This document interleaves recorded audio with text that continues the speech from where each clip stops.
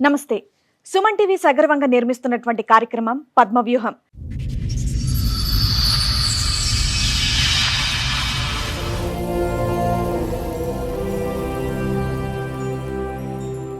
మరి ఈ కార్యక్రమాన్ని సమర్పిస్తున్నారు 6JVR జమలాపురం వారి రత్నాంజలి. మీ అదృష్టాన్ని మార్చుకోవడం ఇప్పుడు కల కాదు, 6JVR తో సాధ్యం. మ్యారేజ్ చేసేది మేడం, పెద్దలు చేసిన పెళ్ళి. ఇక తను పెళ్లి చేసుకుంటాను నాతో ఉండడం లేదు. ఏంటంటే అతను ఏం చేస్తున్నా అంటే మేడం, చెల్లెని మ్యారేజ్ చేసుకున్నప్పటి నుంచి టార్చర్ పెడుతుండు. చెల్లె చెప్పట్లేదు.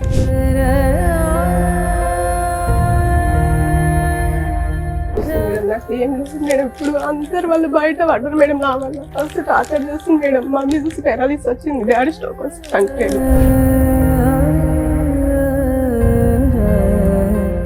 నువ్వు అంటే నాకు ఇష్టం లేదు, మా మమ్మీ నచ్చినందుకు నేను తీసుకున్నా. కట్నం గురించి నాకు ఆల్రెడీ ఇంకో అమ్మాయి ఉంది అని చెప్పింది మేడం.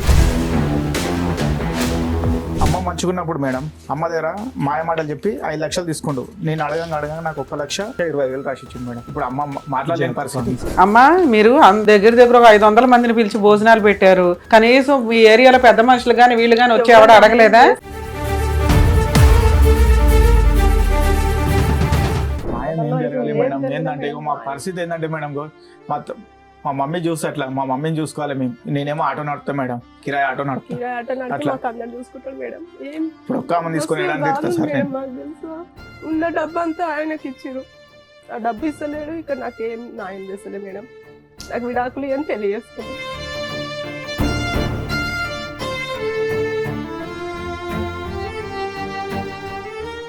ఈ కార్యక్రమంలో మనతో పాటు ఉన్నారు ప్రముఖ హైకోర్టు అడ్వకేట్ రమ్యాకుల గారు. నమస్తే మేడం. నమస్తే. ప్రముఖ సైకియాట్రిస్ట్ డాక్టర్ కళ్యాణ్ చక్రవర్తి గారు. నమస్తే సార్. ప్లీజ్ కూర్చోండి సార్. మేడం, పల్లవి గారు ఒక సమస్యతో ఇక్కడ రావడం జరిగింది. సో ఆవిడ సమస్య ఏంటో అడిగి తెలుసు. నమస్తే అండి. నమస్తే మేడం. ఎక్కడి నుంచి వస్తున్నారు పల్లవి గారు? నేను బడపేట నుంచి వస్తాను మేడం. ఓకే, మీతో పాటు వచ్చిన వాళ్ళు మీ బ్రదర్. మీ పేరు శివ మేడం. శివ గారు, చెప్పండి దేని గురించి వచ్చారు ఇక్కడికి? ఏంటి మీ సమస్య? నాకు మ్యారేజ్ చేసేది మేడం, పెద్దలు చేసిన పెళ్ళి. ఇక తను పెళ్లి చేసుకుంటాను నాతో ఉండడం లేదు. ఎన్నేళ్ల క్రితం అయింది మీ పెళ్లి? నాకు ఇప్పుడు 4 సంవత్సరాలు. 4 years అవుతుంది. 4 years. October 17, 2022 madam. ఓకే. ఏం చేస్తాడు అతను? అతను ఇంతకుముందు గుల్కుల్ హాస్టల్లో చేస్తున్నా మేడం. అందులోకించి మానేశాడు. ఏంటంటే అతను ఏం చేస్తున్నా అంటే మేడం, చెల్లెని మ్యారేజ్ చేసుకున్నప్పటి నుంచి టార్చర్ పెడుతుండు. చెల్లె చెప్పట్లేదు. అంటే డాడీకి కరోనాలో 2 కళ్ళు పోయినాయి మేడం. మా డాడీకి చూపు లేకుండా డాడీకి. అయితే ఏంటంటే మేడం, ఇక మా ప్రొసీజర్ అంతంతానే ఉంది. ఏం చేసిన అంటే మేడం, ఇక సంబంధం ఏంటంటే మా అత్తమ్మ వాళ్ళ త్రోన్ వచ్చింది బాలాపూర్ నుంచి. వాళ్ళ అమ్మమ్మ వాళ్ళు చూశారు. చెల్లికి ఏంటంటే చెల్లి మంచిగా ఉండాలి, మేము బయట ఉన్నా సార్ అన్నట్టు ఇల్లంబి పెళ్లి చేసినాం మేడం. ఇల్లంబి పెళ్లి చేసినాము. ఇప్పుడు అందరు వాళ్ళు బయట పడ్డారు మేడం. నా వల్ల ఫస్ట్ టార్చర్ చేస్తుంది మేడం. మమ్మీ చూసి పెరాలిస్ వచ్చింది, డాడీ స్ట్రోక్ వచ్చి చనిపోయాడు. డాడీ స్ట్రోక్ వచ్చింది మేడం. ఇప్పుడు అందరూ వెళ్ళి పొద్దున వేసుకొని తిరుగుతుంది మేడం. ఎక్కడ పోయినా న్యాయం అయితే లేదు. అంటే పిఎస్కి వెళ్ళినాం మేడం, పెద్ద మనుషులలో మాట్లాడినాం. ఎక్కడ వాడు ఏంటంటే సార్, వాళ్ళు ఏం చేశారంటే మొత్తం గ్లామింగ్ చేశారు. వాళ్ళ అమ్మమ్మ వాళ్ళకి ఇట్లా వేరే అమ్మాయితో లవ్ లో ఉన్నాడు అతను. ఫోర్స్ఫుల్ మ్యారేజ్, కట్నం కోసం పెళ్లి చేస్తారా? కట్నం గురించి పెళ్లి చేసుకుంది మేడం. ఈ ప్రేమ వ్యవహారం అనేది పెళ్లికి ముందే ఉంది ఆల్రెడీ. ఏంటంటే వాళ్ళ అమ్మమ్మ వాళ్ళు ఎలా తెలుసో తెలుసుకోవచ్చా? మాకు ఎలా తెలుసు అంటే సార్, ఇప్పుడు మ్యారేజ్ అయినాక చెల్లెని టార్చర్ పెడుతుండు. టార్చర్ పెట్టి 2-3 సార్లు కొట్టి పంపిస్తే. ఎన్ని రోజులకి పెళ్ళైన వెంటనేనా? పెళ్ళైన నెల నుంచి టార్చర్ మేడం. మీకు పిల్లలు గానీ ప్రెగ్నెన్సీ గానీ? నా దగ్గరకు అసలు రాకపోతుండే మేడం. తను ఇంకా కొడుతుండే. నువ్వు అంటే నాకు ఇష్టం లేదు, మా మమ్మీ నచ్చినందుకు నేను తీసుకున్నా. కట్నం గురించి నాకు ఆల్రెడీ ఇంకో అమ్మాయి ఉంది అని చెప్పింది మేడం. ఇంటికి రాకపోతుండే మేడం, మస్తు టార్చర్ చేస్తుంది మేడం. వాళ్ళ మమ్మీ ఏమంటుండే, నువ్వు బాయికాడ వచ్చినా అడవేమో అనుకో, నేను అత్తయ్య ఫోన్ ఇవ్వవా అమ్మ బాగా చేసేసరికి ఏమొద్దు ఆడేనానో అనుకుంటా, నువ్వు తిని పండుకొచ్చి. పెళ్ళిని ఎన్ని రోజుల తర్వాత చెప్పాడమ్మా నాకు వేరే అమ్మాయి ఉంది అని? నెల రోజులకి. ఫస్ట్ నెల రోజులు బాగున్నారా? పోనీ దగ్గరికి రావడం గానీ? దగ్గర ఏం లేదు మేడం, దూరం. అప్పుడే నువ్వు ఆల్రెడీ వీళ్ళకి చెప్తావు కదా దగ్గరికి రావట్లేదు, ఫస్ట్ నైట్ జరగట్లేదు అని. చెప్పిన మేడం, చెప్పిన ఊట్లా ఇంకా ఆయన నాకు ఇష్టం లేదు, నేను దూరం ఉంటా, ఫస్ట్ నైట్ కి వెళ్ళినా కూడా నేను ఏం చేయాలి అన్నాను. ఏం చేస్తూ ఉంటాడు అతను? ఇప్పుడైతే ఖాళీగానే ఉంటుంది మేడం. అప్పుడు ఏం చేసేవాడు? అప్పుడు గురుకుల హాస్టల్ జాబ్ చేసేది. ఏమైనా కట్నం ఇచ్చారా మీరు? 3 లక్షలు ఇచ్చాం సార్. 3 లక్షలు కట్నం ఇచ్చాం. 8 తులాల బంగారము అన్ని పెట్టించాం సార్. 3 లక్షలకి ఇల్లు అమ్మేశారా మీరు? అంటే 3 లక్షల కంటే మేడం, ఇప్పుడు ఏంటంటే మేడం, మేము ఏం చేసామంటే ఇల్లు అమ్మి అతను కట్నం పెళ్లి గురించనే ఇల్లు అమ్మాం మేడం. గ్రాండ్ ఎంత కమ్మారు ఇల్లు? నేను 22 lakhs కమ్మా మేడం ఇల్లు. ఏం చేశారు మిగతా డబ్బులు? ఆయనకు 8 తులాన్నర బంగారం పెట్టాం మేడం. ఆ. 3 లక్షలు కట్నం ఇచ్చాము. ఆ. ఇక మిగతా అన్ని విధాలు అన్ని పెట్టించినాం మేడం. బాసాన్లు అన్ని వాటికి ఎంత ఖర్చు అయింది? మొత్తం కలిపి ఒక 5 లక్షలు 6 లక్షలు. మిగతా డబ్బు అంతా ఏం చేశారు? ఇంత డబ్బు మమ్మీ ఆయన మళ్ళీ మిత్తి నడిపిస్తాని మేడం. మమ్మీ దగ్గర 5 lakhs తీసుకున్నాడు మేడం. గ్రాండ్ గానే చేశారు ఆ, కదా. grand గా చాలా చేశారు గ్రాండ్ సార్. గా చేశారు. బాలాపూర్ లో యాలాలి బాలరెడ్డి గార్డెన్ మేడం. 1,00,000 మేడం కల్ ఫంక్షన్ హాల్ కి మొత్తం పెళ్లి డిన్నర్ ఒకతాన. అయితే వాడు అమ్మ మంచుకున్నప్పుడు మేడం అమ్మ దగ్గర మాయ మాటలు చెప్పి 5 లక్షలు తీసుకుండు. నేను అడగంగా నాకు 1,25,000 రాసిచ్చిండు సార్. ఎప్పుడు ఇది పెళ్లికి ముందా? పెళ్లి తర్వాత పెళ్లి తర్వాత 5 లక్షల మమ్మీ దగ్గర అమౌంట్ ఉన్నాయని తెలిసి 5 లక్షలు తీసుకుని నాకు 1,25,000 రాసిచ్చిండు మేడం. ఇప్పుడు అమ్మ మాట్లాడలేని పరిస్థితి. మమ్మీ ఇక అమౌంట్ ఆడు ఇంకో అమ్మాయిని చేసుకున్నాడు. మా ఫోటోస్ ఇట్లా తీసుకుంది మేడం. ఇంతవరకు ఆ పైసలు కూడా ఇవ్వట్లేదు. నా వల్ల పైసలు ఆపింది మేడం. ఇంకో అమ్మాయితో మ్యారేజ్ కూడా అయిపోయిందా? చేసుకుని మేడం. ఇంకో బాబు ఇట్లా పుట్టిండు. ఏదో ఫోటో ఏదో అందులో అవును, ఉందా? ఏదో last ఈ లో. ఫోటో అంటే ఓకే. బంగాళగూడ పిఎస్ లో నాకు ఈ ఫోటో దొరికింది madam. Pavani madam CI madam ఇది ఎప్పుడు చేసుకున్నాడు? ఏ ఇయర్ లో? ఇయర్ అంటే ఇప్పుడు మీ 22 లోనే చేసుకుండు. అంటే ఈ చెల్లె గొడవ అవుతుందా మేడం, ఆ మధ్యలోనే చేసుకుండు. అప్పుడే మధ్యలో అంటే చేసేసి ఆల్రెడీ మేడం. వాళ్ళ అమ్మమ్మ వాళ్ళ రిలేటెడ్స్ అంట మేడం. వాళ్ళు ఏం చేసిరంటే మొత్తం మాకు గ్లామింగ్ చేసిరు మేడం. ఏంటంటే వాళ్ళ అమ్మమ్మకి తెలుసు, వాళ్ళ అందరు మామయ్యకి చేస్తారు తెలుసు, మేడం. వాళ్ళ అమ్మకి తెలుసు, వాళ్ళ అమ్మకి ఎంత వాళ్ళందరూ రజాగా కలిసి చూడు చేసిరు. మేడం. ఆ అమ్మాయి ఆమె ఎంత అందరు కలిసి చేసింది మేడం. ఇప్పుడు అందరు కలిసి చేసిరు మేడం. అయ్యో. నన్ను ఇట్లా ఇప్పుడు వాళ్ళ చేసేసి మమ్మీకి ఎంత మంచి దిగారు చూడండి మేడం. ఫోటో వాళ్ళ మమ్మీ ఇలా దిగారు వాళ్ళ వాళ్ళతో పాటు. మమ్మీ కొత్త కోడలు వచ్చింది, దాన్ని కొట్టి పంపించినాం. దానికి అవసరం లేదు మేము అని చాలా అడ్జస్ట్ మేడం వాళ్ళ మమ్మీ కూడా. అమ్మా మీరు అంత దగ్గర ఒక 500 మందిని పిలిచి భోజనాలు పెట్టారు. కనీసం మీ ఏరియాలో పెద్ద మనుషులు గాని వీళ్ళు గాని వచ్చి ఎవడ అడగలేదా? మేడం, న్యాయం తర్వాత ముందు మేడం, అడుగుతారు కదా ఒక తప్పు పెద్ద- జరిగినప్పుడు. పెద్దవాళ్ళు ఎవరు లేరు మేడం. ఇప్పుడు పెద్దవాళ్ళు నేనే. ఎక్కడ వెళ్ళినా ఏమైతుందంటే ఈ పోరాడు అనుకోని మేడం నేను ఎంత మంది తీసుకెళ్ళినా చూడండి మేడం. ఎంత మంది తీసుకెళ్లి మాట్లాడాను. ఏంది నాకు ఎటువంటి న్యాయం జరగట్లేదు మేడం. 4 ఏళ్ల నుంచి ఇదే జరుగుతుంది. ఇదే మేడం. నేను ఎవరు మన మహిళా సంఘం ఉంటారు కదా మేడం, వాళ్ళని తీసుకెళ్తే దాదాపు నాకు 2 లక్షలు అప్పైనా మేడం. వాళ్ళ అంత మందిని తీసుకెళ్ళిన మేడం. ఎక్కడ పోయినా న్యాయం జరుగుతలే మేడం. తెలుసు మీకు ఏం న్యాయం కావాలనుకుంటున్నారు? ఇప్పుడు ఈ నా- అమ్మాయి నా మాకు వస్తే గోల్డ్ సార్ పక్కన ఉంది ఈ మేడం. అమ్మాయి సార్ నాకు ఒక్కటి ఏం ఈ అమ్మాయి అన్ని అక్కడనే వాళ్ళ పెట్టుకొని మమ్మీకి కాదయ్యా, సార్. మీకున్న పెద్ద మనుషులకి గాని ఎవరికైనా గాని బేసిక్ సెన్స్ ఇక్కడ ఆల్రెడీ దగ్గర 1,20,000 ఒక ప్రామిసర్ నోట్ రాశాడు. నువ్వేదో 5 లక్షలు చెప్తున్నావు గాని. నాకు అది రాసిచ్చింది మేడం. నేను అడిగితే అవును 22 ఆగస్టులో రాసి ఇచ్చాడు. రాసిచ్చాడు. ఈ ఆగస్టుకి అయిపోయింది కదా, ఏం చేస్తున్నారు మీరు కేసు వేసుకోకుండా? అడిగితే మేడం నాకు ఎటువంటి అడగటం ఏదంటే కాదు మేడం, నేను ఒక్కని అయిపోయినా మేడం. 3 years ఎంత అయిపోయింది ఇప్పుడు. చూడు మేడం. అలా మమ్మీ కేసులో కంప్లైంట్ వాళ్ళ తమ్ముడు అయిపోతే మేడం నడవదని చెప్పి మ్యారేజ్ మేడం చేసుకున్నాము. సార్. ఎవరు నడవదు అన్నారమ్మా? నీకు నిజంగానే పెళ్ళయిందిగా, ఫోటోలు ఉన్నాయిగా. ఎవరమ్మా కేసు తీసుకుంది? ఏపీఎస్ వాళ్ళు తీసుకోలేదు చెప్పండి. మేడం అమౌంట్ ఉమెన్ పేస్ కి వెళ్ళాం మేడం సరుణ గారు. అయితే ఏం చేసిండంటే ఆ సిఐ సార్ ఆపిండు. ఎవరు అలీ సార్ అని ఉండే. ఏ సంవత్సరంలో వెళ్ళారు? మేము ఇప్పుడు ఏంటంటే మేడం ఇక గాంగానే మాకు కోలుకోకుండా అయింది మేడం. మా ఫాదర్ చనిపోయాడు, మమ్మీకి పేరాలిసు హాస్పిటల్ తిరిగి అక్కడ నేనే టెన్షన్ అయిపోయి మేడం. ఇంటికి మా ఏంటంటే మాకు రూమ్ ఇట్లా రెంట్కి ఇవ్వట్లేదు మేడం. అట్లా అయిపోయింది మా పరిస్థితి. మా మమ్మీని విషయం బాబు మీ కష్టాలు ఉన్నాయి, ఆ కాదనట్లా. ఇప్పుడు వచ్చి ఎమోషన్ అయిపోయేంత కాదు. 3 సంవత్సరాలు అయిపోయింది. మీ కష్టాలతోటే జరిగిపోయినాయి అన్ని. దానికి కనీసం ఆ ఒక్క కేసు ఫైల్ చేసిన ప్రామిసర్ నోట్ కేసు బతికేది కదా. పెద్ద మనుషుల దగ్గరికి ఇట్లా వెళ్ళాం మేడం. పెద్ద మనుషులు నాకు 8 లక్షలు పేపర్ రాసి ఇచ్చారు మేడం. మాట్లాడినాక వాళ్ళు వెళ్ళి అడిగితే వాళ్ళు ఏమంటారు తెలుసా మేడం, నాకు మేము ఇవ్వాలనా? అవునమ్మా, పెద్ద మనుషులు ఎంతవరకు చేయగలరో అంతే చేస్తారు. ఇప్పుడు మేమైనా గానీ మీరు ఇప్పుడు మా దగ్గరికి ఏం ఎక్స్పెక్ట్ చేసి వచ్చారు? ఆయన పిలిపించి ఏదో సెటిల్ చేస్తామని ఓ 10 లక్షలు మీకు రాయించామే అనుకోండి. రాయించడం వరకే. అతను భయపడి కేసులకు భయపడి ఏమన్నా ఇస్తే మీకు ఇస్తాడు, ఇవ్వకపోతే మీరు కేసులు వేసుకోవాలి. వాళ్ళ కౌన్సిలర్ మాట్లాడింది సార్. కౌన్సిలింగ్ ఇచ్చి వెళ్ళిపోయాడు. అసలు నన్ను ఈమె ఎవరో అన్నట్టు ఉంటుండే మేడం. తెలుసా ఇంట్లో అంతా టార్చర్ చేస్తుంది. నువ్వు కుక్కవి మా ఇంట్లో, నువ్వు పని మనిషి. అమ్మ ఎన్ని రోజులు ఉన్నావు నువ్వు ఆయన దగ్గర? 1 రోజుల 2 నెలల? మేడం అట్లా ఓపిక పట్టుకొని సంవత్సరం 2022లో ఇంకో అమ్మాయిని పెళ్లి చేసుకుంటే నువ్వు ఎందుకు ఉంటావు అక్కడ? ఇక మమ్మీ వాళ్ళకి చెప్పుకుని అక్కడనే ఉన్నా మేడం. అక్కడనే ఉండే మేడం. వాళ్ళు ఏం చేస్తారంటే మేడం వాడు ఇంటికి వెళ్ళట్లేడు, చెప్పలేదు. బయట బయటనే ఉంటుంది. ఇప్పటికీ వాళ్ళ ఊర్లో లేరు మేడం. వాడు పరార్లుండు. ఇప్పుడు పరాలు ఉండు ఇప్పుడు ఇలా మేడం, వేరే తెలియకుండా తాను ఉన్నారు. ఆ అమ్మాయి ఎక్కడ ఉంది? ఆ అమ్మాయి ఎక్కడ ఉందో తెలుసా? ఆ అమ్మాయి కానీ ఆ ఫోటోలో ఉన్న కుటుంబ ఇప్పుడు సభ్యులు అందరూ వాళ్ళు ఎవరైనా వేరే బోట్స్ ఉన్నాయి వాళ్ళే తెలీదు. పాడి షరీఫ్ సైడ్ ఉంటారంట సార్. పాడి షరీఫ్ సైడ్ రెంట్కుంటున్నట్టు తెలిసింది.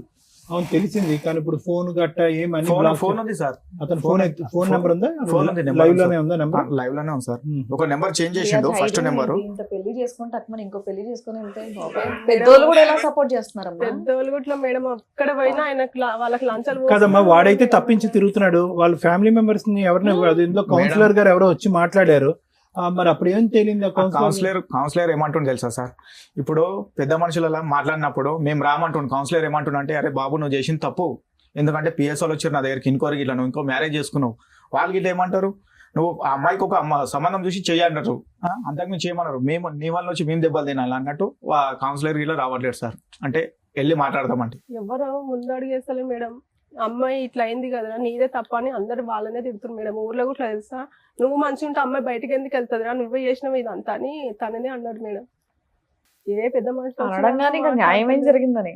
న్యాయం ఏం జరగాలి మేడం, ఏంటంటే మా పరిస్థితి ఏంటంటే మేడం, మా మమ్మీ చూస్తే అట్లా మా మమ్మీని చూసుకోవాలి మేము. నేనేమో ఆటో నడుపుతా మేడం, కిరాయి ఆటో నడుపుతా. కిరాయి ఆటో నడిపి మాకు అందరు చూసుకుంటాడు మేడం. ఏం ఇప్పుడు ఒక్క అమ్మ తీసుకొని మేడం మాకు తెలుసా, ఉన్న డబ్బు అంతా ఆయనకి ఇచ్చిరు, ఆ డబ్బు ఇస్తలేడు. ఇక్కడ నాకేం న్యాయం చేస్తలే మేడం, నాకు విడాకులు అని తెలియజేసుకున్నాను. ఆఖరి సార్ ఎప్పుడమ్మా మీరు ఇద్దరు కలిసి ఉన్నది, మాట్లాడుకున్నది, కలిసి ఉన్నది? అస్సలు లేరా? మొదటి రోజు కాడి నుంచి నువ్వు దూరంగానే ఉన్నావా? దూరంగానే పెట్టింది సార్, కొట్టి పంపిస్తే మరి 1 year ఎక్కడున్నావు నువ్వు? మీ అమ్మ వాళ్ళ ఇంట్లో ఉన్నావా? ఉంది సార్ మేడం, కొట్టి అప్పటి నుంచి ఆదివారం పిఎస్కి ఎమ్మెల్సీ అయింది మేడం. పెళ్లి బాబోయ్, ఇప్పుడు ఎంతకాలం నీ భర్తతో కలిసి ఉన్నావంటే ఒక 1 year ఉన్నానండి అన్నావు. 1 year మీ ఆయనతో లేవా? పోతుండే మేడం డ్యూటీ కానీ నైట్ డ్యూటీ మేడం. సరే ఒక రోజు కాకపోతే ఒక రోజు కూడా వస్తావా? వాళ్ళ ఇంట్లో నేను వాళ్ళ ఇంట్లో ఉన్నావు కదా? వాళ్ళ ఇంట్లో ఉన్నా కానీ అతనితో మాటలు గానీ కలవటం గానీ లేదు. 1 year వాళ్ళ ఇంట్లో అయితే ఉందా? 1 year ఉంది మేడం. ఉంది. ఇంకోటి ఏంటంటే మేడం, వాడు రాకపోతుండే ఇంటికి. మరి ఎవరుండే వాళ్ళ ఇంట్లో? వాళ్ళ మమ్మీ ఉంటుండే, మరిది ఉంటుండే. కొట్టి ఎట్లా వెళ్ళిపోతుంది అన్నట్టు కొట్టేసి సార్, కొట్టి పంపిస్తే ఎమ్మెల్సీ వాళ్ళ మమ్మీ ఎఫ్ఐఆర్ అయిందా ఏమన్నా? ఎఫ్ఐఆర్ అయింది మేడం. ఏది చూపించండి ఎఫ్ఐఆర్. ఎఫ్ఐఆర్ కాపీ ఉందా నాన్న? ఉంది. ఈ ఎమ్మెల్సీ తర్వాత ఉందిగా, క్యాజువాలిటీ ఓపీడీ ఉంది. ఇది ఎప్పుడు 23లో కదా సార్? ఈ ఫ్యామిలీ కౌన్సిలింగ్ వచ్చాడన్నా ఈ సార్. అతను ఏం చేస్తుండంటే, మేము వెళ్ళినప్పుడు రావట్లేడు, ఆ సిఎస్ఆర్తో కాంటాక్ట్ చేసుకుండు. మేము ఈరోజు వెళ్ళి కూర్చున్నాము, నెక్స్ట్ డే కూర్చున్నాం, ఆ రోజు రావట్లేడు, సార్ ఇన్ఫర్మేషన్ ఇస్తుండు. మళ్ళీ నెక్స్ట్ డే ఏం చేస్తుండంటే, నెక్స్ట్ డే మేము పోయిన రోజు వస్తుండు, సార్ ఏమంటుండే, వచ్చి నాతో కలిసి వెళ్ళిపోయాడు అంటుండు. అది ఏందో అర్థం కావట్లేదు మేడం. మీరు ఇంకే లాయర్ చేత ఏ కేసులు వేయలేదు? డొమెస్టిక్ వైలెన్స్ కానీ మెయింటెనెన్స్ కానీ అదెందుకు బాబు? ఇప్పుడన్నా వేయాలి కదా మేడం. మాకేం తెలియదు మేడం, ఇప్పటి వరకు మేము పిఎస్ బాబు. ఇక్కడ ఒక టీవీ షో ఉందని తెలిసింది, ఎంత దూరం మీ అమ్మగారు పెరాలసిస్ అని తెలిసిన ఆటోలో పెట్టుకుని తీసుకొచ్చారు. ఏ సింపతి గెయిన్ చేద్దామనో నాకు అర్థం కాల. దానికి ఒక పద్ధతి ఉంటది కదమ్మా. ఇప్పుడు ఆవిడ వచ్చి ఏం చేస్తారు? మీ వైఫ్ వచ్చారు, ఆవిడ వాళ్ళిద్దరు ఇంటి దగ్గర ఉండొచ్చు, మీరు ఏం అడగాలనుకుంటున్నారు అనేది ఇక్కడికి వచ్చి మాట్లాడవచ్చు. అందరి దగ్గరికి పేపర్లు ఇవి అవి వేసుకుని వెళ్తున్నారే తప్ప రిజల్ట్ ఏంటి అనేది ఒక స్టేజ్ లో, రెండో స్టేజ్ లో అర్థమైపోవాలి కదా. 3 years 4 years ఈ రోజులో తెలియకపోవడం ఏంటి సార్? లా అనేది ఏ టూర్ చూస్తున్నా తెలుస్తుంది. తెలియక ఏం కాదు, వీళ్ళకి ఊరికే అయిపోవాలి నిమిషాల్లో. కాదు మేడం. ఆల్రెడీ మాకు ఏం చేశారంటే, వాళ్ళు మధ్యలో ఉన్న వాళ్ళు ఏం చేశారంటే మాకు అక్కడనే ఆపారు మేడం. ఇప్పుడు మేము మహిళా సంఘం వాళ్ళతో మాట్లాడడం కదా, మహిళా సంఘాలు ఆపారు, ఒక 2 నెలలు ఆపారు. తర్వాత 2 నెలలు ఇదే, తర్వాత పెద్ద మనుషులు ఆపారు, 2 నెలలు ఆపారు. తర్వాత ఇంకో పెద్ద మనుషులు వెళ్ళారు, 2 నెలలు ఆపారు. పోలీస్ స్టేషన్ కి వెళ్ళారు, 3 నెలలు ఆపారు. ఉమెన్ పిఎస్ కి వెళ్ళారు, 2 నెలలు ఆపారు. మేడం మా ఫాదర్ చనిపోయింది మేడం మధ్యలో, మా మమ్మీ. ఆ తర్వాత సంగతి చెప్తున్నా, ఈ 2 years పంచాయతీ చెప్తున్నా. కౌన్సిలర్ వచ్చారు, 2 నెలలు ఆపారు. తర్వాత ఏంటి? అన్ని అయిపోయినాయిగా. ఈ టీవీ షోకి రావడానికి ముందు ఆ క్లైమాక్స్ కి మధ్యలో ఏం చేశారు చెప్పండి? మధ్యలో అంటే మేడం కోర్టుకే తిరుగుతున్నాం మేడం. జడ్జి మేడం ఏ కోర్టుకి తిరిగారు? ఏం కేసు? 498 కేసు మీరు తిరగాల్సిన పని లేదు. మీరు అడ్డంగా మోసపోయారు, మాకు అర్థం అవుతుంది. ఆ పెద్ద చీటర్ చేతిలో పడ్డారు.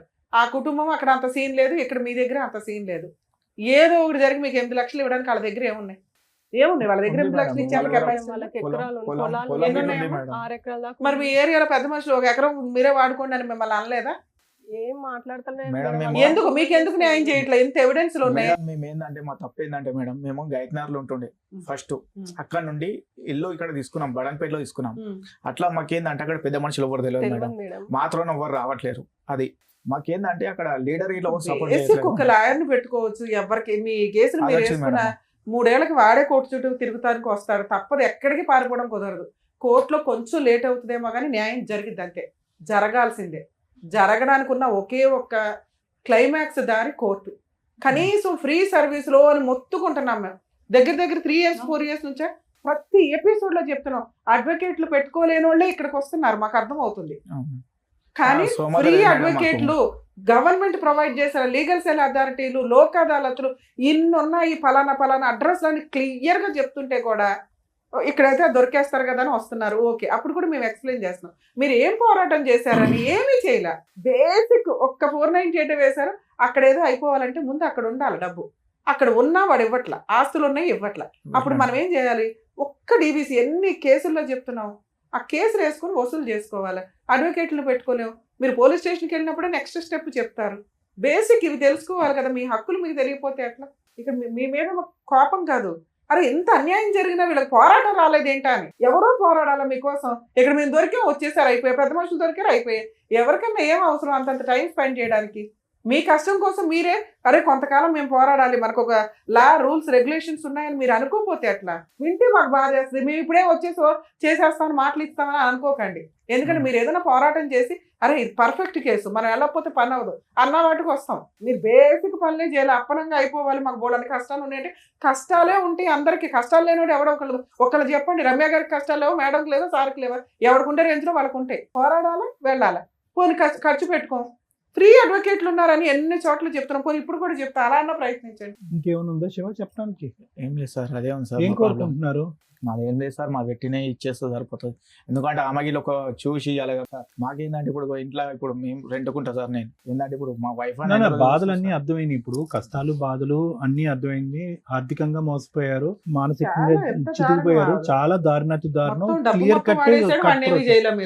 ఇప్పుడు వాడిని ఇప్పుడు మేడం అనేది ఏంటంటే, మీరు ఆ పద్ధతిలో వెళ్ళకపోతే ఎంత టైం గ్యాప్ వస్తుందో మీ కేసు అంత పలచబడిపోతుంది. ప్రామిస్ ఉన్నట్టు దొరకడం మామూలు విషయం కదా సార్. పర్ఫెక్ట్ రాశాడు, ఒకే హ్యాండ్ రైటింగ్, తీసుకెళ్ళి అలా కోర్టులో ఇన్ టైమ్ లో కనీసం మీరు జులైలో వచ్చినా దాన్ని బతికిచ్చేదాన్ని. ఇప్పుడు ఎంత టైం ల్యాప్స్ అయిపోయింది సార్. ఆగస్టు 12th గా ఏదో రాశారు. 3 years అయిపోయింది ఆగస్టు 12th కి 2025. With in 3 years madam. అవును సార్. ఇప్పుడు అది పట్టుకుని తిరుగుతున్నారు అంటే అది ల్యాప్స్ అయిందని మీకు తెలుసా? అది టైం ల్యాప్స్ అయిందని, దానికి 3 సంవత్సరాలు వ్యాలిడిటీ ఉంటుందని తెలుసా మీకు? అది కూడా తెలియదు. వీళ్ళకి అన్ని తెలుసు సార్. అడ్వకేట్ పెట్టుకోలేక ఏ అడ్వకేట్ దగ్గరికి వెళ్ళాలా వీళ్ళని. అంటే ఏంటి ఖర్చు అవుతుందనా? అడ్వకేట్ ద్వారా ఖర్చు అవుతుంది. ఫైనాన్షియల్ వీక్ అయిపోయారు. అమ్మకి మెడికల్ గా అవుతుంది. అమ్మ నువ్వేం పని చేయవా? ఏమమ్మా ఖాళీగా ఏదో అవార్డు ఫంక్షన్ లాగా చెప్తున్నావు. బాగానే ఉన్నావుగా, పని చేయలేవా? చదువుకోలేదా? ఏదో ఒకటి చేసుకోవచ్చు కదమ్మా. ఖాళీ హైదరాబాద్ లో చదువుకోలేని బోల్డ్ పనులు. వీళ్ళకి ఆ అబ్బాయికి లీగల్ దెబ్బ తప్ప భయమే లేదు. ఎందుకంటే వీళ్ళ బ్యాక్గ్రౌండే స్ట్రాంగ్ గా లేదు. ఎక్కడో ఒప్పుకుంటున్నాడు, ఒప్పుకొని వాడు పేపర్ ఇలా రాశాడు. ఏదో ఆ పేపర్ ఏదో వాడు ఒప్పుకుని రాసిన పేపర్. వాళ్ళు ఏంటంటే నాకు వైట్ పేపర్ మీద రాసిచ్చారు సార్. వాళ్ళ ఊరు మొత్తం అంతే ఊరు సార్. వాళ్ళు పెద్ద మనుషులు నాకు ఎటువంటి న్యాయం చేయలేదు. వాళ్ళు ఏంటంటే అనకండి ఆ మాట ఇరిటేటింగ్ గా ఉంది వినడానికి. పెద్ద మనుషులకి ఏం పని న్యాయాలు చేయడానికి? పెద్ద మనుషులకి ఏం పని మేడం? రాపిచ్చారు వాళ్ళు అంతమంది. ఇప్పుడు మమ్మల్ని అడిగి రేపు నువ్వు బయటికి వెళ్ళి మమ్మల్ని కూడా అలాగే అనేలా ఉన్నారు మీరు. సరే, ఇది రాసినప్పుడు తర్వాత ఇప్పుడు ఇది రాశాడు, తర్వాత ఏమైంది? ఫాలో అప్ లోకి వెళ్ళారా మీరు? వెళ్ళాం సార్. వెళ్తే పెద్ద మనుషులు అలా పిలిస్తే రావట్లేదు ఇక. అంటే అక్కడ నుంచి ఇక ఇల్లు కాల్ చేసేసి వేరే సైడ్ రెంట్కున్నాను. సార్ మీరు చెప్పిన ప్రతి మాట నిజం, మేము నమ్ముతున్నాం, మాకు తెలుస్తుంది. కానీ పెద్ద మనుషుల దగ్గరికి వెళ్ళాం న్యాయం జరగలేదు, టీవీ షోకి వెళ్ళాం న్యాయం జరగలేదు, పోలీస్ స్టేషన్కి వెళ్ళాం న్యాయం జరగలేదు. టైం ప్రకారం జరుగుతాయి, పర్ఫెక్ట్ వేలో వెళ్తే జరుగుతాయి. పిచ్చి వేలోనే ట్రై చేసేసారు మేడం. పిఎస్ నుంచి కానిస్టేబుల్ ఇచ్చి పంపించారు మేడం. ఇంటికి ఇట్లా లాక్కుంది, ఫోటో ఇలా తీసుకొని వచ్చాం మేడం. అంతకంటే పోలీసులు ఏం చేస్తారు మీకంటే? దాన్ని బట్టి పోలీసులు మాక్సిమం చేశారు. మీది జిడ్డు కేసు కింద లెక్క. జిడ్డు కేసుకి మీరు ఫస్ట్ చేయాల్సిన పని ఏంటో తెలుసా? రియలైజ్ అవ్వాలి, ఓహో మనం మోసపోయాం. ఈ రోజున సైబర్ క్రైమ్ లో ఉత్తిని మోసపోతున్నారు జనాలు. ఆ మోసాల్లో మనం ఒకళ్ళం. ఓకే, ఒక ఆడపిల్ల సొమ్ము తిన్నవాడు ఎవడో బాగుపడ్డు, అందులోనే ఆడపిల్లని మోసం చేశాడు. దీనికి మనం స్ట్రాంగ్ అవ్వాలి అంటే మనకున్న కష్టాలకి ఆల్రెడీ మీ అమ్మగారు పెరాలసిస్, ఆవిడ మెడికల్ అవుతాయి, మీ భార్యాభర్తలు పోషించుకోవడానికే సరిపోతుంది. ఈ అమ్మగారికి తిండి పెట్టుడే ఎక్కువ నా దృష్టిలో అయితే. ఎందుకంటే నేనేమి చెయ్యను మేడం అనే అమ్మాయిలు అంటే నాకు చాలా కోపం. కాళ్ళు చేతులు లేనోళ్ళు, కళ్ళు లేనోళ్ళు కూడా ఏదో పని చేసుకుని బతకాల్సిన పొజిషన్లో మనం ఉన్నాం ఈ సమాజంలో. ఎందుకంటే 1,00,000 రూపాయలు వచ్చినా చాలా, వాళ్ళ రేంజ్లో వాళ్ళకి ఆ ఖర్చులు ఉంటాయి. నువ్వు ఒక్కడివే ఆటో తోలుతూ ఇంతమందిని పోషిస్తున్నావంటే, అరే నేను ఏదో ఒకటి చేయాలి కదా అన్న కోసం కనీసం అమ్మాయి అనుకోవాలిగా. ఏంటి బేద ఏడుపులు ఏడుస్తున్నారు? ఆ అమ్మాయిని బయటకు పంపించి మీరు ఉద్యోగం చేయించలేకపోయారు, పని చేయించలేకపోయారు. ఏంటి మీ పౌరుషం అంటే? నాకు ఒక దానికి రీజన్ చెప్పండి. మేము సర్వీస్ చేయాలా లేదా ఆలోచిస్తాం. ఆ పేపర్ పనికి వస్తుంది, నన్ను లీగల్ కదా ఏం పనికిరాని పేపర్. అంటే మమ్మీ డాడీ ఉన్నప్పుడు ఇట్లా ఏమో ఇక్కడ పంపించలేదు మేడం. ఇప్పుడు ఏంటంటే ఇప్పుడు ఈ పరిస్థితులు ఉంటే ఏమన్నా నిందలు వేస్తారు అన్నట్టు. ఏమి నిందలు వేస్తారు సార్? ఏ సమాజంలో ఉన్నారు మీరు? ఏ సమాజంలో ఉన్నారు? ఆడపిల్ల బయటికి వెళ్ళి జాబ్ చేస్తే నిందలు వేస్తారా? క్యారెక్టర్ ఎప్పుడు జనాలు అబ్జర్వ్ చేస్తూనే ఉంటారు. ఎవడ పని ఆడు చేసుకెళ్తుంటే కుక్కల మరుగే వాటి గురించి పట్టించుకోవసరలా. ఒకటి, ఏ అమ్మాయి అన్నా కరెక్ట్గా ఉంటే మరీ పొడిసి అంత హీనమైన సమాజంలో ఎవరు లేవు. అలా అయితే ఎన్ని సంవత్సరాలు దాచుకుంటాం? 6 లక్షలు 8 లక్షల కోసం ఎన్ని సంవత్సరాలు దాచుకుంటాం? సరే 8 లక్షలు వస్తే ఏం చేస్తావు? 8 లక్షలతో ఆవిడ సరిపోతే జీవితకాలం బతికేయడానికి? మళ్ళీ ఇంకోటి ఏమన్నా తీసుకొచ్చి అంటగడతారు. ఇంతేగా. ఆ అమ్మాయికి ఒక కుటుంబం కావాలో, భర్త కావాలో, పిల్లలు కావాలి. ఇంతేగా మీ దృష్టిలో? అది నాకు నచ్చదు. మీ కేసు నేను ఎందుకు ఎమోషన్ రీచ్ అవ్వట్లేదంటే, అరే వీళ్ళకి ఎన్ని కష్టాలు ఉన్నాయి, మారాలనే అనుకోవట్లా. ఛాన్స్ ఉంది, స్టామినా ఉంది. ఈ మ్యారేజ్ ఏంటంటే మొదటి రోజు నుంచి ఇది 1 వే ట్రాఫిక్. ఏదైతే కనుక అనాలిసిస్ ఆర్ ఇన్వెస్టిగేషన్ పెళ్లికి ముందు జరగాలో అది బహుశా ఏంటంటే అంత క్లోజ్డ్ సీక్రెట్ ఏమీ కాదు. ఆ వ్యక్తి ఏంటి, వ్యక్తిత్వం ఏంటి, ఇంత బహిరంగంగా ఒక అమ్మాయితో ఫోటోలు తీసుకున్నటువంటి వాడు ఆ ఊరు వాడు ఆ చుట్టుపక్కల ఇరుగు పొరుగులు ఏమన్నా లవ్ స్టోరీ నడిచిందంటే కనుక ఖచ్చితంగా చెప్తారు. ఎంత బహిరంగంగా ఉందో చూడండి. అది ఫోటోలు కానీ ఇవి కానీ ఆ పెళ్లి కానీ చాలా హడావిడంతా మామూలుగానే ఉంది. కుటుంబ సమేతంగా అమ్మాయిని దగ్గరుండి పెళ్లి చేశారు. అంతా చాలా కథ నడిచింది. ఇటొచ్చి ఏంటంటే కనుక వాడిని ఊరికనే ఒక మగాడిని అలా వదిలిపోయకూడదు. వాడిని మార్కెట్లో పెట్టాలి. మార్కెట్లో పెట్టి వాడు ఎంఆర్పి ఎంతో కనుక్కోవాలి. సో ఆ ఎంఆర్పి ప్రకారం మీరు 3 లక్షలు ఇచ్చారు, ఘనంగా పెళ్లి చేశారు, ఒక ఇంటోడు అయ్యాడు. వాడు ఏమనుకున్నాడంటే వచ్చిన కాడి నుంచి మిమ్మల్ని తోలుబొమ్మలు ఆటలాగా ఇంట్లో ఒక మనిషిలాగా పెట్టి ఉద్యోగం సద్యోగం అనుకుంటూ ఊరు వాడ తిరుగుతూ వేరే సెటప్ పెట్టుకుని అక్కడ కాపురం చేశాడు. ఆ 1 ఇయర్ పాటు కేవలం వాడు 1 ఇయర్ పాటు చేసింది ఏంటంటే కేవలం నీకేంటంటే ఇమోషనల్ గా విరిగిపోయేటట్టు చేశాడు. దొరికినట్టు అందనట్టు బయట ఉంటూ ఏంటి అసలు మొగుడు అనేవాడు ఉన్నాడా, ఒంట్లో ఉన్నాడా అంటే ద ప్లాన్. నేను అనేది ఏంటంటే ఈ విధంగా వచ్చేటటువంటి వాళ్ళకి ముందు నుంచే clear cut plan of action ఉంటుంది. ఈ ప్లాన్ లో కేవలం వాడు ఒక్కడే భాగస్వామి కాదు, మొత్తం కుటుంబ సభ్యులు అందరూ భాగస్వామి. ఎందుకంటే కనుక అరే సమాజం గురించో కట్నం గురించో మనం పెళ్ళైతే చేస్తాము, తర్వాత నువ్వు ఆడుకుంటావో పాడుకుంటావో నీ ఇష్టం, ఆ అమ్మాయిని ఉంచుకుంటావో పంపిస్తావు నీ ఇష్టం అని చెప్పి. ఇక్కడ చూసారా ఏమైందో? కొట్టడం అనేటటువంటిది ఒకసారి జరిగింది, కానీ ఇమోషనల్గా మాత్రం సఫికేట్ చేశారు. నేను ఇమోషనల్గా సఫికేట్ చేయటం అంటే కనుక ఏమవుతుందో అక్కడ నీకు తెలియదు, గందరగోళం. పెళ్ళైన కాడి నుంచి ఫస్ట్ నిన్ను నువ్వు పూర్తి స్థాయిలో అర్థం చేసుకుని నిన్ను పూర్తి స్థాయిలో అతనికి ఇంట్రడ్యూస్ చేసుకునే లోపలే నీకు వేరే అమ్మాయి నా జీవితంలో ఉందని ఇంట్రడ్యూస్ చేశాడు. తర్వాత ఇంకా అక్కడి నుంచి అరే వేరే అమ్మాయి ఉందా అనేటటువంటి ఆలోచన నీకు పూర్తి స్థాయిలో జీర్ణించుకునే లోపలే ఇంట్లోకి రావటం వెళ్ళటం ఇవన్నీ జరిగింది. అంటే నేను అనేది ఏంటంటేనమ్మా ఇక్కడ 2 మిస్టేక్స్. ఓకే, ఒలిగిపోయినటువంటి గ్లాసులోంచి ఒలిగిపోయినటువంటి పాలు గురించి ఆలోచించేది ఏంటి, మిగిలినటువంటి పాలు తాగి కడుపు నింపుకోవచ్చు కదా అనేది ఒక సామెత. అంటే ముందు జరగవలసినటువంటి ఇన్వెస్టిగేషన్ జరగలేదు, ఎవడో ఒకడు వచ్చాడు, పూర్తి స్థాయిలో కుటుంబ సమేతంగా అందరూ వచ్చి మీ కుటుంబ సమేతంగా అందరినీ మోసం చేశారు. మామూలు అసలు ఒక దిగు స్థాయి అంటే ఆర్థికంగా దిగువ లోవర్ క్లాసులో ఉండేటటువంటి మీరు అసలు ఆ పెళ్లి చూస్తే కనుక ఎవరికన్నా కళ్ళు బయర్లు గమ్ముతాయి. ఎంత ఘనంగా చేశారు అసలు ఎంత ఘనంగా ఘనంగా చేశారు. ఆ పెట్టుబడులు ఏంటి, ఆ పిలిచినటువంటి ఆ జనం ఏంటి, ఆ భోజనాలు ఏంటి, ఆ గ్రాండ్ గాలాలో ఆ పిక్చర్, ఆ ఫొటోస్ ఏంటి, అన్ని విధాలుగా చేశారు. అరే నాకు బాధ ఏంటంటే కనుక రమ్య మేడం గాని నాకు కానీ ఇంత ఘనంగా పెళ్లి చేసినటువంటి వాళ్ళు అరే ఒక ఇంట్లో ఉన్నటువంటి ఒక్క ఆడపిల్లకు వేరే ఇంటికి పంపిస్తున్నప్పుడు వాడు ఎలాంటి వాడు దొంగ, ఎలాంటి వాడు భూత, వాడి వెనకాతలు ఎవరున్నారు ఏంటి అనేటటువంటిది 1 సంవత్సరం ఎంక్వైరీ చేసుకున్నా పర్వాలేదు. అంటే నీలాంటి ఆడపిల్లలు ఎవరైనా కూడా అరే ఈడేదో జాబ్ చేసేస్తున్నాడు, హైట్ ఉన్నాడు, వెయిట్ ఉన్నాడు, కుటుంబం అంతా కూడా మంచిగా అనిపిస్తుంది అని చెప్పి ఈ పైకి కనిపించేటటువంటి హంగులు కాకుండానే లోతుగా వెళ్ళి ఇన్వెస్టిగేట్ చేయడానికి ట్రై చేయండి. అది చాలా ఇంపార్టెంట్. ఎందుకంటే మీరు పెట్టినటువంటి ఖర్చు చూస్తే కనుక ఆ సంబంధం మీకు ఏ స్థాయిలో నచ్చితే కనుక అంత ఖర్చు పెట్టారు. మీరు ఏ స్థాయిలో నచ్చింది మీకు అంటే ఇలాంటి తిరుగులేనటువంటి సంబంధం, అంత గొప్ప సంబంధం అని చెప్పి ఖర్చు పెట్టారు. కరోనా టైంలో మీ నాన్నగారు కళ్ళు పోయి ఇలాంటి నానా ఇబ్బందుల్లో ఉన్నా కూడా ఎక్కడా వెనకాడకుండా పెళ్లి జరిపించారు. రెండో అంశం ఏంటంటేనమ్మా సార్ మొదట్లో బాగానే ఉన్నాడు, తర్వాత మనిషి మారిపోయాడు అనేటటువంటి చాలా సందర్భాలు ఇక్కడ సహజంగా మేము చూసేటటువంటిది. ఇక్కడ డే 1 నుంచే ఒక మారు మనిషిని మీరు చూశారు. డే వన్ నాకు వేరే అమ్మాయి ఉంది, వేరే అమ్మాయిని నేను పెళ్లి చేసుకుని నాకు వేరే లవ్ స్టోరీ ఉంది, నువ్వు ఉన్నావు ఉన్నట్టే నాకు అక్కర్లేదు అనేటటువంటి మనిషి నీకు నువ్వుగా ఏదో ఇన్వెస్టిగేట్ చేసుకుని అతను ఫోన్ చెక్ చేసో లేదంటే మార్కెట్లో ఒక అమ్మాయితో తిరుగుతున్నట్టు కాదు. సహజంగా మీ స్టేజ్ మీద చూసేటటువంటిది. అతనికి ఓన్గా వచ్చి నీకు డిక్లేర్ చేశాడు. అంటే దొంగోడు వచ్చి నేను దొంగ డాష్ అని నీకు ఓపెన్గా చెప్పుకున్నప్పుడు అక్కడి నుంచి మీరు ఇంకా వెయిటింగ్ ఏం ఆడకూడదమ్మా, హైపర్ అలర్ట్ అయిపోవాలి మీరు. అంటే ఇంకా వన్ వే ట్రాఫిక్ అని నేను అన్నాను స్టార్టింగ్ నా ఓపెనింగ్ స్టేట్మెంట్లో. అంటే అది నిలిచేటటువంటి పెళ్లి కాదు, ఊడేటటువంటి పెళ్ళి. ఎందుకంటే కనుక కపట్ నాటకం కానీ దొంగ నాటకం కానీ కుటుంబ సమేతంగా అందరూ చేసినటువంటి మోసం అక్కడే బహిర్గతం అయిపోయింది. అక్కడ మొదలైనటువంటి కథ ఎక్కడ వేసిన గొంగలు అక్కడే ఉంది ఇప్పటికీ కూడా. డబ్బులు పోయినాయి, పరువు పోయింది. మొత్తం మీద మీరు ఇంత పరువు పోగొట్టుకుని మీకు కసి కోపం ఎలా రగిలిపోవాలంటే, కసి కోపంతో ఆయన ఏదో కొట్టేసి చంపేమనట్లేదు, అసలు కేసుల మీద కేసులు వేసి అసలు ఊపిరి సలపనివ్వకూడదు, వాడికి ఉక్కిరి బిక్కిరి చేయాలి. అప్పుడు సచ్చినట్టు వచ్చి సిట్టింగ్కి వస్తాడు, కాంప్రమైజ్ వస్తాడు. మీరు ఆ ఒక్క స్టెప్ తప్ప మిగతా అవన్నీ చేశారు. ఇప్పుడు ఏమైంది, అవన్నీ చేయటం వల్ల వాళ్ళని పిలిపించుకోవటాలు, వాళ్ళకి కూడా కొద్ది గొప్ప ఎవరన్నా అవనియండి కొద్ది గొప్ప డబ్బులు ఇవ్వటాలు, వాళ్ళ భోజనాలు కాఫీలు, మీ పెట్రోల్ ఖర్చులు, అక్కడ తిరగటాలు ఇక్కడ తిరగటాలు, ఇవన్నీ తడిపి మోపుడైంది కదా. దాని బదులు ఒక లాయర్ని పెట్టుకుని ఈ పాటికి మొత్తం గట్టిగా బిగించుంటే వాడు కాలబేరానికి రాడు. ఇప్పుడు వాడికి అర్థమైపోయింది. ఇందాక నుంచి ఏమంటున్నారంటే మేడం కానీ నేను కానీ మిమ్మల్ని సైకలాజికల్గా బలహీనం చేసి మిమ్మల్ని అన్ని పద్ధతుల్లోంచి వెళ్ళేటట్టు చేసి, ఏ పద్ధతుల్లో అయితే కనుక మీరు వెళ్తే ఖచ్చితంగా ఓడిపోతారు అన్ని పద్ధతుల్లో మిమ్మల్ని పంపించేటటువంటి విధంగా చేసి, ఎక్కడికి రమ్మన్నా ఆ పంచాయతీకి వచ్చి, ఎక్కడ సంతకం పెట్టమన్నా అక్కడ సంతకం పెట్టి, ఆఖరికి మీ పరిస్థితిని ఎలా క్రియేట్ చేశాడు అంటే కనుక మీరు తప్ప మీరు ఏమీ చేయలేరు. ఊరికనే చూడండి, మీ బ్రదర్ బహుశా అతని జీవితకాలం సరిపోదేమో అన్ని ఎవిడెన్స్లు కలెక్ట్ చేసుకున్నాడు. వచ్చిన కాడి నుంచి ఎవిడెన్స్ల మీద ఎవిడెన్స్లు చేస్తున్నాడు. బయట పేపర్లోనే ఇన్ని ఎవిడెన్స్లు ఉన్నాయి, అతని ఫోన్లో స్టోరేజ్ కూడా నిండిపోయింది. మొత్తం అన్ని ఫోటోలు గిటోలు, సఖీ దగ్గర ఫోటోలు అన్నీ.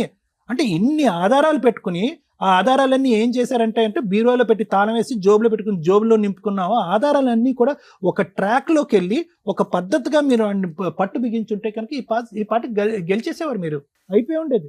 ఎందుకు మీరు ఇంకా ప్రైవేట్ పంచాయతీలు, టీవీ షోలు ఇలాంటి వాటి మీదే ఆధారపడుతున్నారు అనేటటువంటిది మా బాధ. పోనీ కలవటానికి ఏమైనా అవకాశం ఉందా?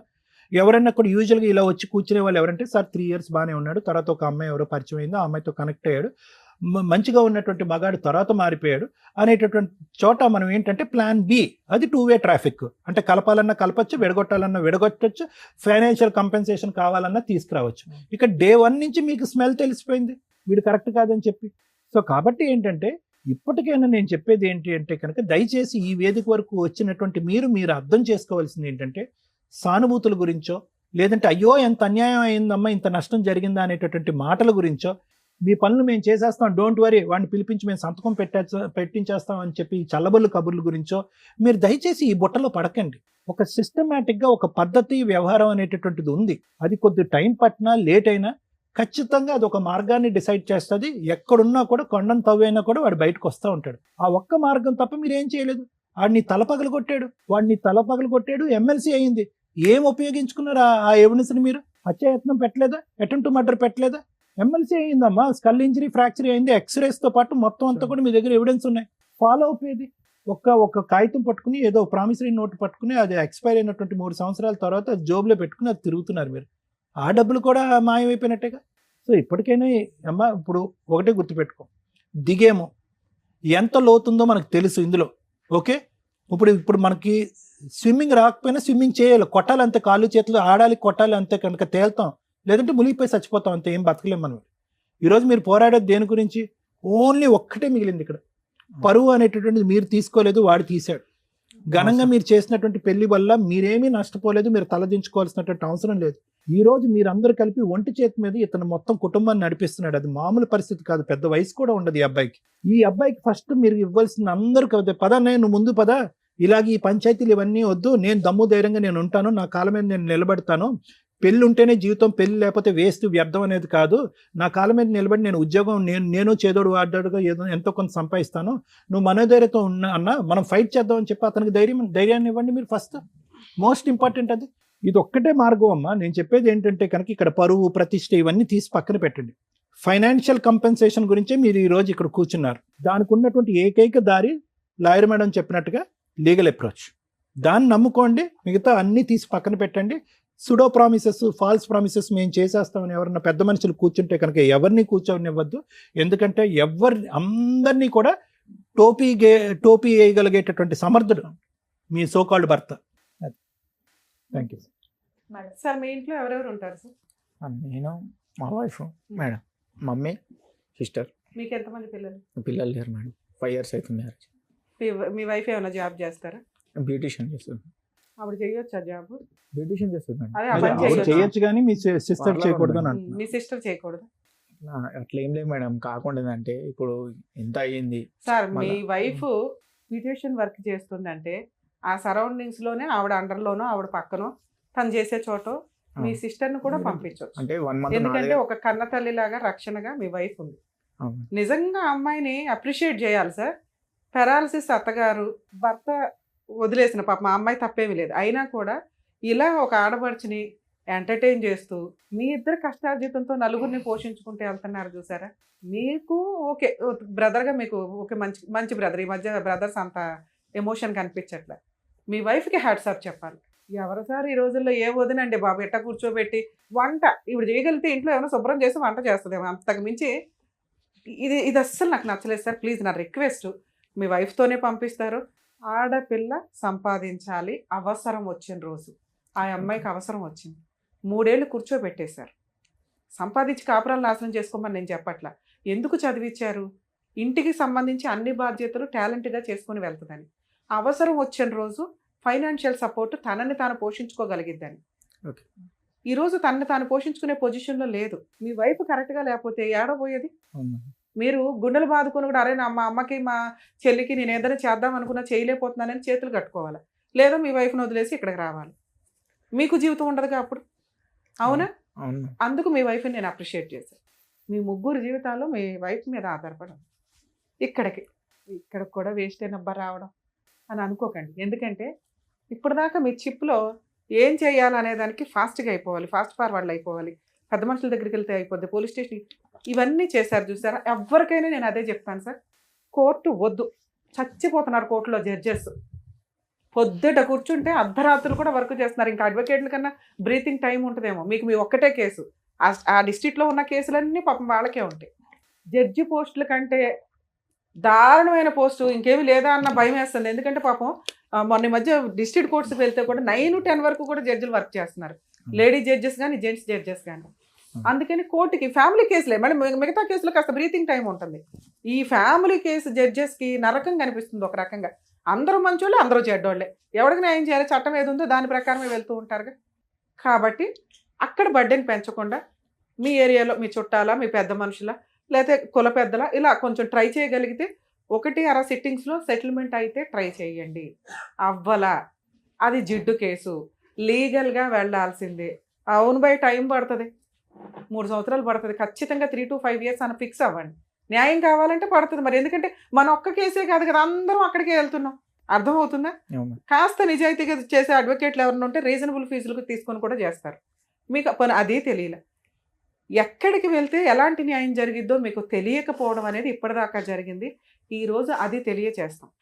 మీరు కరెక్ట్ డెసిషన్ తీసుకోవడానికి, ఆలోచన విధానం మార్చుకోవడానికి ఈ స్టేజ్ మీకు పర్ఫెక్ట్గా ఉపయోగపడుతుందని నా ఉద్దేశం. గ్రాండ్గా పెళ్ళిళ్ళు చేస్తున్నారా? ఆడపిల్ల పెళ్ళి 1000 మందికి పెట్టామండి, 5 లక్షలు పెట్టి వీడియోగ్రాఫర్ ఫోటోగ్రాఫర్ని పెట్టామండి, 10 లక్షలు పెళ్ళికే భోజనాలకే అయినాయి, సామాన్ ఇచ్చి పంపించాం. ఇవన్నీ గోడకేసిన సున్నం. మీ రేంజ్ ఎంతో అంతే పెట్టండి. జీవితంలో ఒక్కసారే కదా పెళ్ళి అంటే ఆ పెళ్ళే నిలబడట్లా. మీకు ఫోటోలు వచ్చేసరికి అయిపోతుంది ఇక్కడ పేరెంటాలు.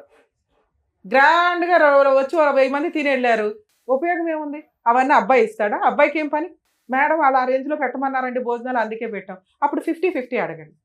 మీకు మీ అమ్మాయి సెలబ్రేషన్స్ గ్రాండ్గా ఉండాలంటే మీ సొంత ఖర్చులతో మీరు పెట్టుకుంటున్నట్టే లెక్క తప్ప మీరు ఎట్టి పరిస్థితుల్లో వాటిని వాళ్ళ దగ్గర నుంచి క్లెయిమ్ చేసుకుందామంటే కుదరదు. వేస్టేజ్ ఆఫ్ ఇది.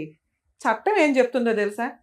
సాంప్రదాయాలను మీరు సింపుల్గా చేసుకొని రిజిస్టర్ మ్యారేజ్ చేసుకోండి అంటుంది. ఆ పని మనం ఎవడం చేయం. ఓకే మనకు ముచ్చట సాంప్రదాయాలు అవన్నీ వెళ్తే బాగుంటుంది, బ్లెస్సింగ్స్ అలాగే చేద్దాం సింపుల్గా, మన తాహతి ఎంతో అంత. ఇల్లు అమ్మేసి ఆస్తులు అమ్మేసి చేసేది రేపటి రోజున రాకపోతే ఇదిగో చూసారా మానసిక క్షోభ. అవి రావాలని కాదు కదా మనం పెళ్ళిని చేసి నిలబడాలని చేస్తాం, మరి వాటిని ఎట్లా క్లెయిమ్ చేస్తాం? డౌరీ అసలు డౌరీ ఎందుకు వచ్చిందో తెలుసా ఆ సిస్టమ్? ఇప్పుడు కాదు, సీతాదేవి దగ్గర నుంచి వచ్చింది. ఒకసారి పెళ్ళైపోయి వెళ్ళిపోయినాక ఆ కుటుంబం స్త్రీ అయిపోద్ది కాబట్టి తను తన భర్త దగ్గర తలెత్తుకొని ఉండడానికి ఇక్కడ నుంచి కుటుంబం నుంచి పుట్టింటి నుంచి తీసుకెళ్ళేది ఒక బ్లెస్సింగ్గా, ఇష్టంగా తీసుకెళ్ళిన సారీ కాస్త నగలు కాస్త డబ్బు ఇట్లా కన్వర్ట్ అయ్యి డిమాండ్గా వెళ్ళిపోయి కిరసనాయిల్లో గ్యాస్ సిలిండర్లు చంపేసే స్టేజ్కి వెళ్ళింది.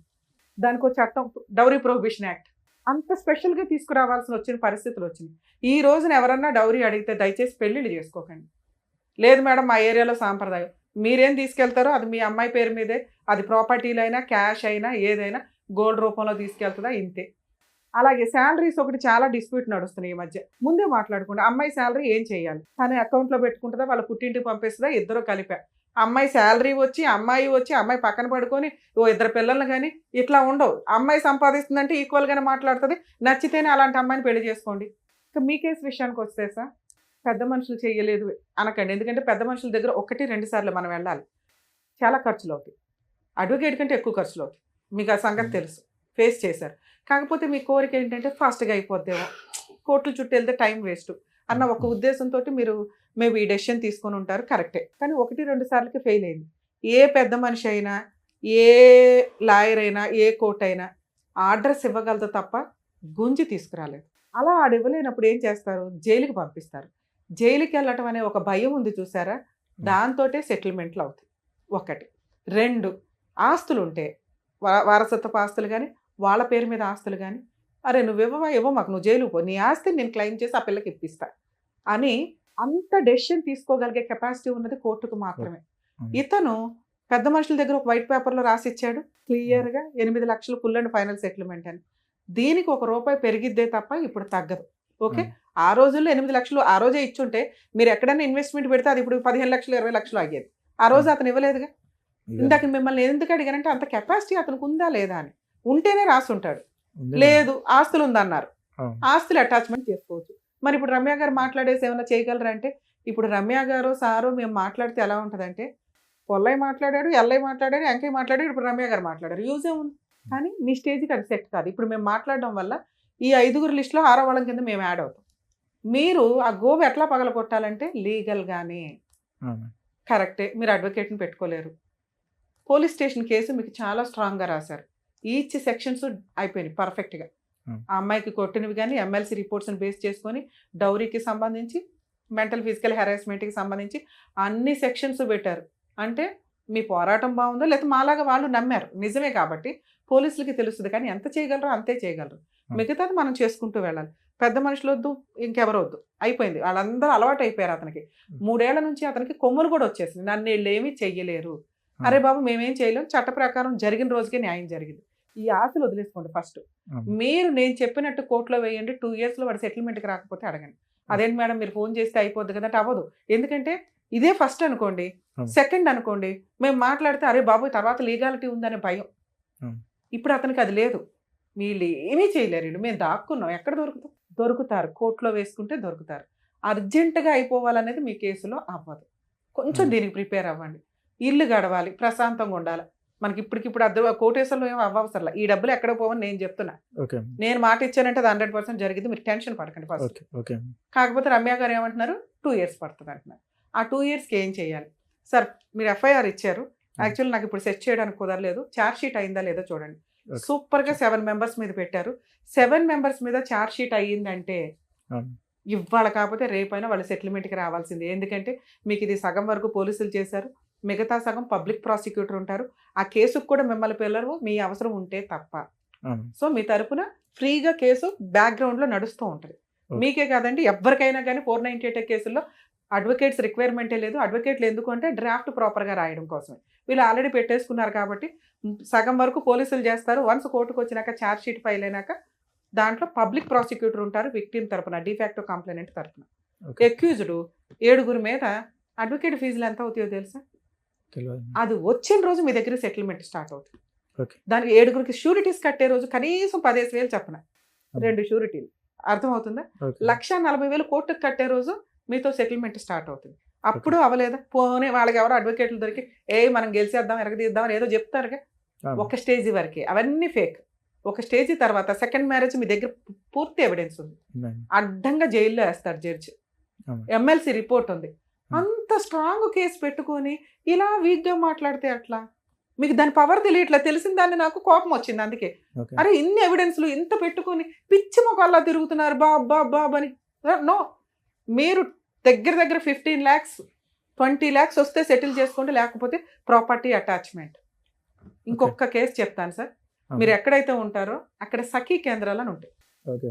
డొమెస్టిక్ వైలెన్స్ కేసు మీరు ఎంత వేస్ట్ చేశారంటే, ఆ ఒక్క కేసు అమ్మ చెప్తున్నాం ప్రతి ఒక్కరికి గోరు ముద్దలు పెట్టినట్టు, మెయింటెనెన్స్ కేసులు ఇవి ఇన్ని అవసరంలా.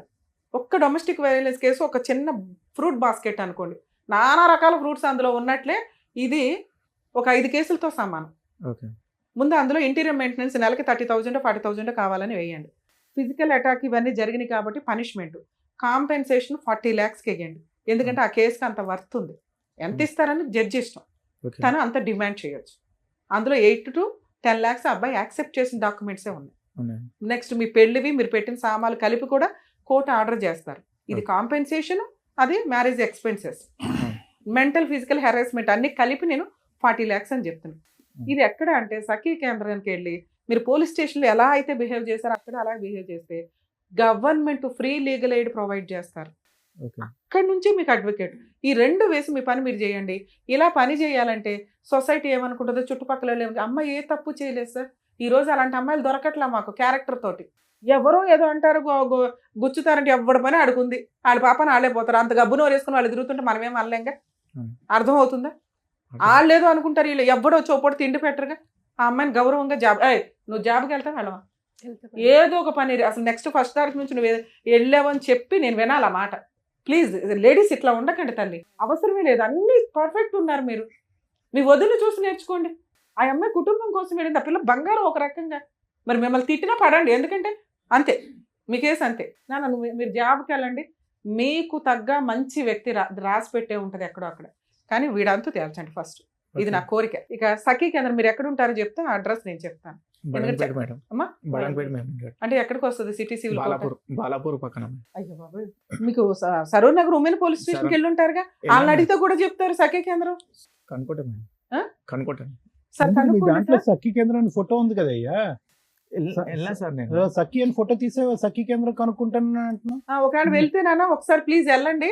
నేను ఇప్పుడు చెప్పినట్టు అక్కడ ఇది 498 ఏది, ఈ పేపర్స్ మీ దగ్గర ఉన్న ఎవిడెన్స్ అంతా ఒక సెట్ పెట్టుకోండి, అన్ని కేసులకి కావాలి.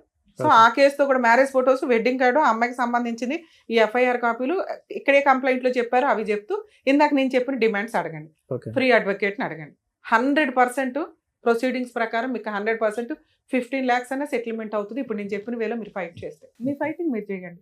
ఇన్ కేసు ఒక 1.5 yearకి ఏదైనా తేడా వస్తుంది, షో నడుస్తూనే ఉంటుంది మీ అందరి కోసం. ఓకేనండి. Sir, madam, thank you so much. మరి ఇంత గ్రాండ్ గా పెళ్లి చేసిన తర్వాత మరి ఇంతలా మోసం చేస్తారనేది నేను నిజంగా చూడడానికి వినడానికి చాలా షాకింగ్ గా ఉంది. అలాంటి వాళ్ళకి ఎలాంటి పనిష్మెంట్ ఇస్తే బాగుంటుంది అండ్ వీళ్ళకి ఎలా న్యాయం జరిగితే బాగుంటుందో చెప్పినందుకు థ్యాంక్ యూ సో మచ్. మరో కథతో మళ్ళీ కలుద్దాం.